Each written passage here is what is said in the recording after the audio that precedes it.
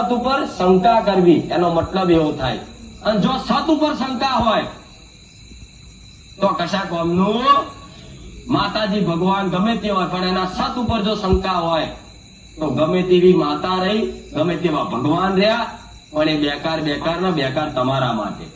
જે મોનસ એના માટે તો સજ. એટલે ક્યારેય તે પારખા કરવાનું ભૂલી જતું. એ મારી તું આ મારી લોન કરી આલવાની હોય, તું આ મારા વિઝા કરી આલવાની હોય, તું મારા દસ્તાવેજ કરી આલવાની હોય તો માં 3 દાડા તું મને સપને આવીને કહી દઉં તો માનું. આય નહીં કરવું.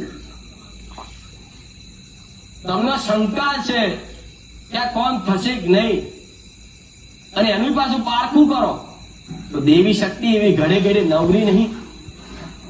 તમારા એ પ્રમાણ પૂરવા માટે 1-2 પ્રમાણ, કોઈ સત્પુરુષ સજ્જન માણસ હોય ને, ભક્ત, સાચો ભક્ત, એને એક જ પ્રમાણ જગતમાં કાપીશ. એક જ વખત એનો અનુભવ થઈ જાય એટલે મરી જાય પણ મારો છેડો ના છોડે. એવા કઈક દીકરા દીકરીઓ છે. માં શંકા નહીં, માં તું જો આટલા અમારે 15 વર્ષનું દુઃખ, માં તું 15 દાડા મટાડી દેતી હોય તો તારા જેવી જાગતી જો જગતમાં ના જોઈ.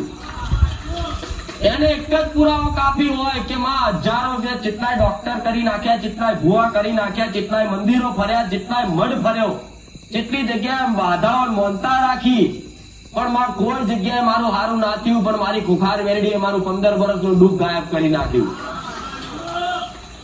તો આ પ્રમાણ તમારા માટે કેટલું મોટું સાબિત થાય. તો તમે ઘડીએ દેવી શક્તિના પારખા કરો, પ્રમાણ માંગો તો યોગ્ય ખરું. તમારે શરમજનક લાગા કહેતા. એટલે ઘડીએ આવા પારખાઈ કરવા